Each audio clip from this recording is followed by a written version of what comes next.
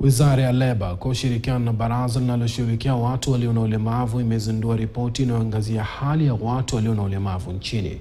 Ripoti hii inaangazia jinsi fedha za mpango wa wazee na watu walio na ulemavu zinavyoimarisha maisha yao.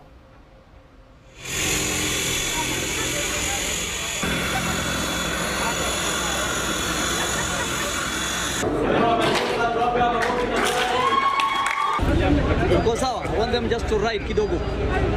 Okay, just slowly. Kidogo tu. Kamera guys, sana. Nje sana. Ndio hiyo tuwapigia makofi.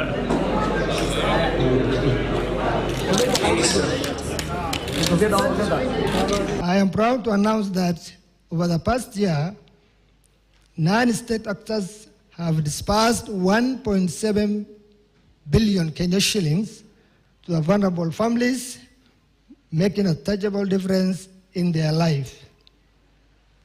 Persons living with disability are the greatest beneficiaries. As we all, the government, implements the Inua Jamii program cash transfer program, comprising of the older persons, the vulnerable children, and the persons with disabilities, by benefiting them with food in the ASAL counties, to which Mandera has been a long-time beneficiary.